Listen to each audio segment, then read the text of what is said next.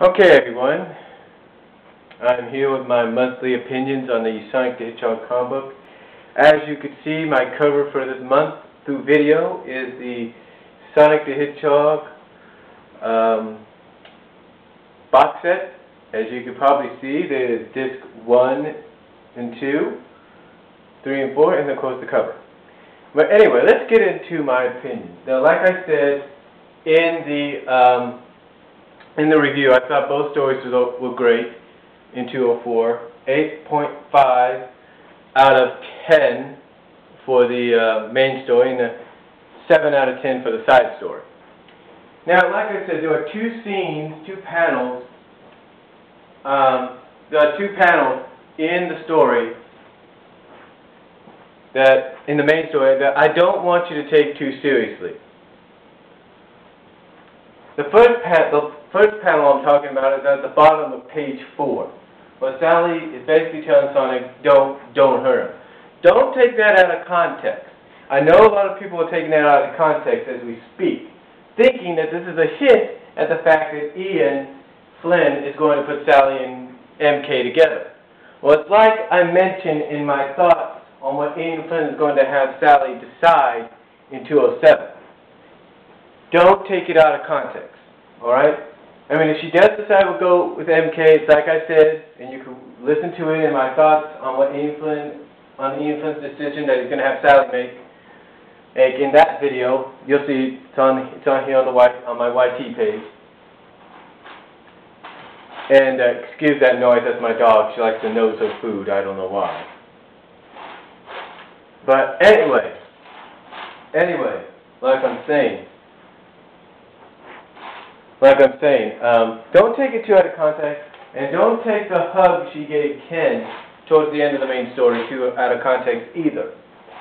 Because like I say, if you listen to what I say on my thoughts on the decision Ian Flynn is going to have Sally make in 207, you'll probably get a better idea of what I'm talking about.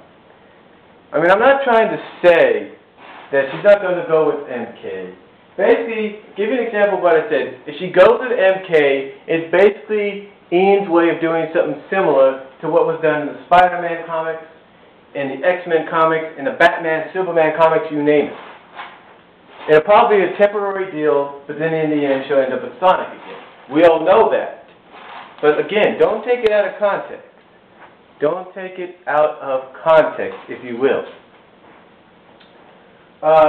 Now, what I mentioned in my last opinions last month, I said in my own personal thoughts that they will have to find that the Freedom Fighters are going to have, and the Chaotix are going to have to find a way to prevent the Iron Queen from taking control of Bunnie, Jules, and Julie-Su because of the cybernetics they have.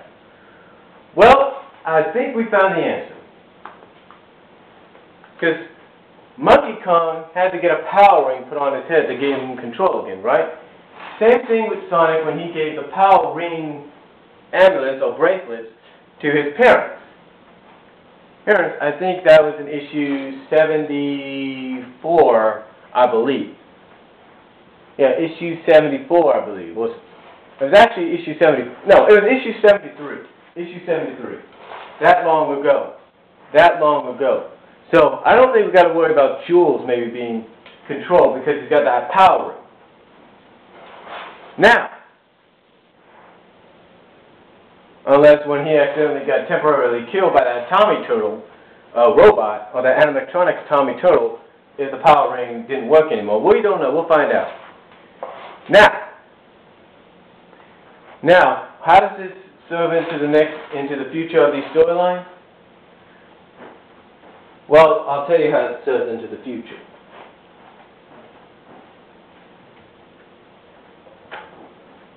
It serves into the future by the fact that we now know that the only way they're going to help Bunnie and Julie-Su be uncontrolled by the Iron Queen is by putting some kind of fragment of the power ring in the circuitry. In other words, Bunnie's probably going to get the same kind of armband or wristband power ring that the Jules had, probably on her and probably on her legs as well, something like that. That's what's going to happen. Maybe she'll have a big old Power Ring around her waist. I don't know. Same thing with Julie-Su. She'll probably get a smaller one, though. She'll probably get a smaller one that's going to, at least fit what her cybernetics on her dreadlocks are.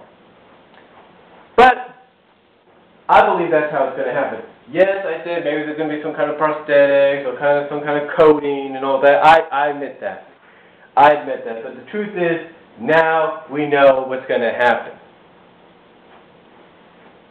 And you just got to love how Ian's writing up the Iron Queen. I mean, she thinks she's all that. She thinks, now that I've beaten them twice so easily, they know not to threaten me. They know not to go against me. Blah, blah, blah, blah, blah. Well, you know what? Who do we see say this kind of stuff before? That's right. We saw Eggman say this kind of stuff. We saw Eggman act like that. We've seen Noggins act like that. We've seen Mogul act like that. Heck, we've even seen the original Robotnik. We've seen Petivius act like that. And what has happened in the end? They end up getting beaten. So what does that tell me?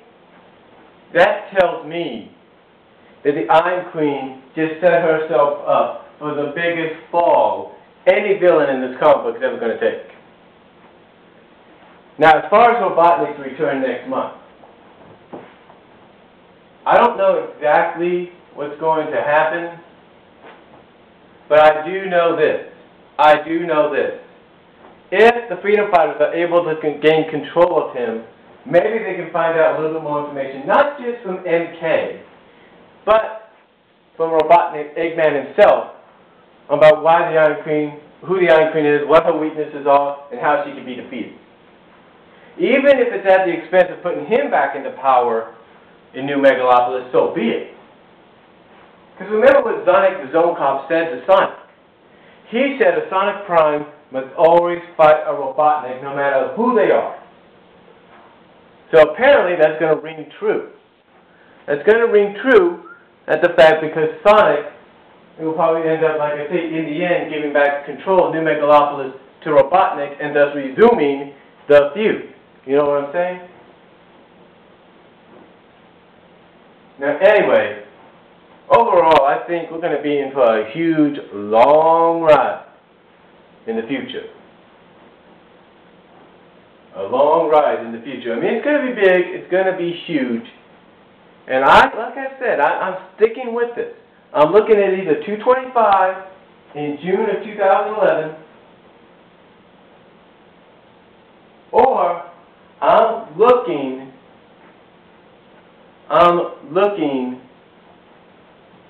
at 250, which could be in 2013 or 2014 or whatever, if the comic's still around, which I believe it will be. I definitely see the Iron Queen control coming to an end real soon. Like I said, it's either going to be 225, 250, hell, it might even be sooner than that, but I guarantee you she will be defeated. And don't be surprised if Eggman goes back into power because of that. Don't be surprised if the Iron Queen ends up as a minion along with significantly to Eggman. I mean, who knows? Who knows? And heck, maybe, like we said, maybe Eggman's faking his insanity. We don't know. Now, as far as Sonic Universe goes, I have to say it's a pretty good story so far, especially with the movies 30 years later. I like how some of the story influxes go. I like how we have found out that there were some wars and things that took place when Sonic wiped himself out of existence for a little bit, if you know what I mean. I like how we have the Elemental Wars and the Nagus, or the Axis resurgence, and then how Tikal had to fuse herself with chaos, I guess, to stop it, but became too powerful and unstable. So, unbelievable arc right now with the movie 30 years later. And I can only imagine what Knuckles' arc is going to be like when it gets started. And I know a lot of fans of Knuckles and the Knuckles comic are looking forward to that. And in closing, I want to say this to Richard Kunta, otherwise known as the Knothole resident. Your fan film trailer for the fan film of Sonic SatAM looks amazing. I don't know how you got people to do it, but it looks amazing. And believe me when I say I do support your idea, I do support your film. And all I ask is if you can help me with my little project, even though it's not going to be as big and as glamorous as yours, with my little documentary deal I've got going with the SatAM deal. You can find out and read more, listen and watch more about it in one of the videos I got up. It's called New Projects Coming, I believe. Just look it up. You'll hear it on one of my video update. And that's all I have to say about my monthly opinions on the Sonic the Hedgehog comic book and franchise. And until next time, I'm Brian saying peace out, God bless, take care of you all, and have a good weekend. Stay safe.